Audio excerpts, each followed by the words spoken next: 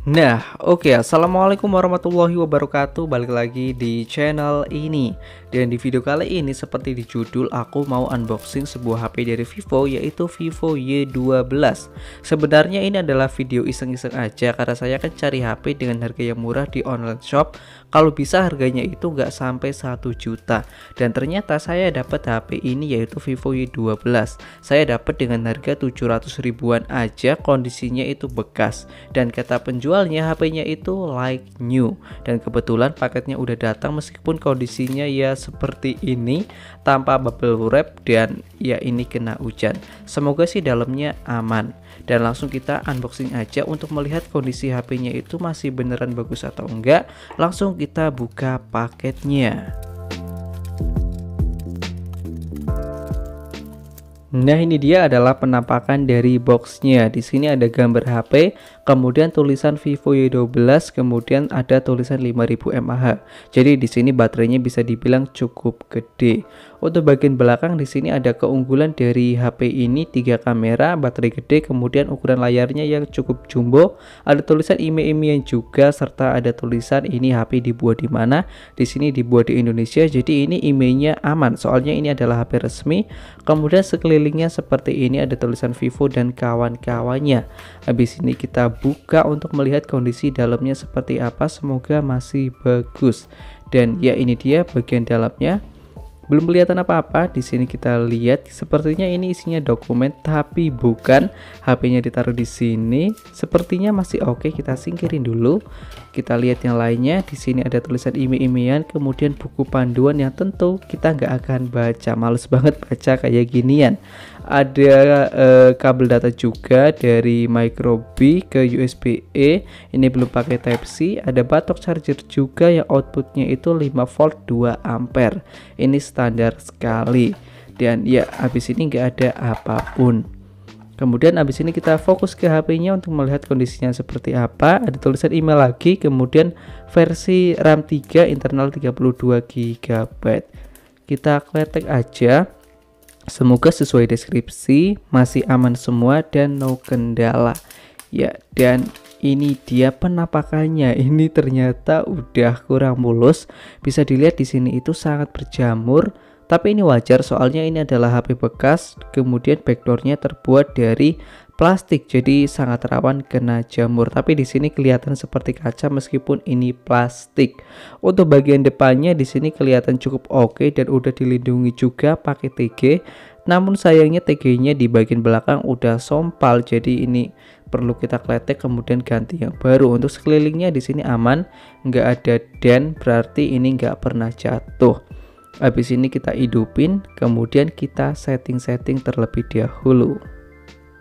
Nah, ini dia adalah penampakan dari HP-nya. Penampakannya seperti ini, masih seperti Vivo pada umumnya dengan model kamera depan seperti itu. Kemudian penempatan menunya yang seperti ini.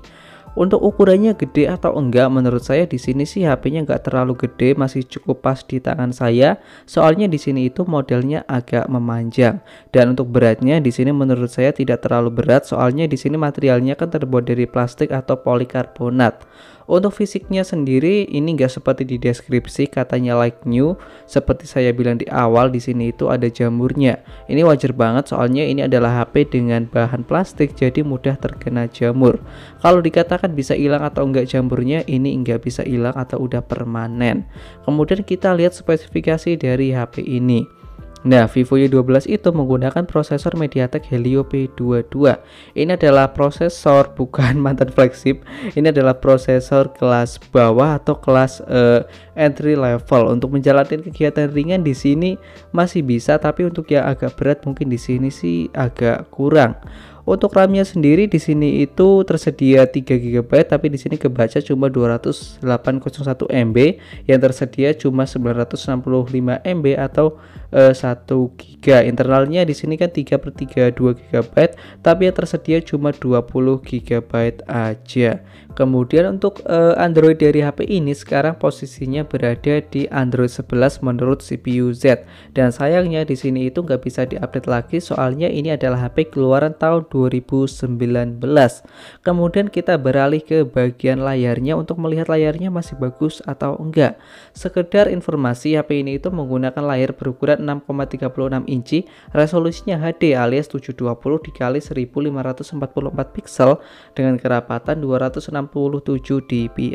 HP ini memiliki ukuran layar yang cukup gede, namun resolusi layarnya tidak begitu bagus. Tapi kalau dipakai untuk kegiatan sehari-hari, di sini layarnya masih oke atau enggak? Menurut saya di sini sih masih oke, tapi buat saya yang biasa pakai HP dengan kualitas yang layarnya bagus maksudnya, kemudian resolusinya tinggi, ini menurut saya sih agak kurang.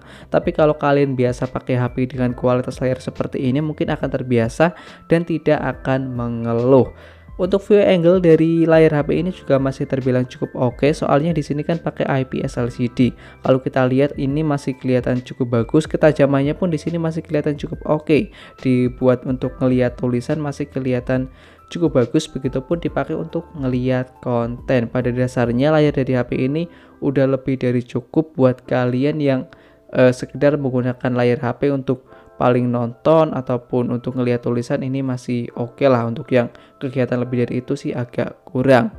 Kemudian untuk internal dari HP ini kan hanya 3/32 GB. Ini bisa dilihat, ini cukup atau kurang, ini tergantung penggunaan kalian. Kalau kalian adalah tipikal orang yang sering foto atau sering selfie, mungkin di sini sih agak kurang. Tapi kalau kalian yang hanya menggunakan untuk chatting, ini sih udah lebih dari cukup.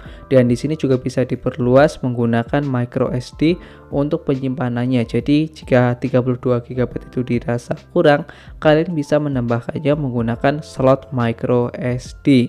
Lalu abis ini kita bahas kameranya aja. Kalau kita beli HP Vivo dan nggak bahas kamera, itu serasa ada yang kurang. Soalnya Vivo terkenal akan kamera selfie-nya yang bagus dan agak menipu. Kita langsung buka aplikasi kameranya aja untuk ngetes hasilnya bagus atau enggak. Nah, penampakan dari interface kameranya seperti ini.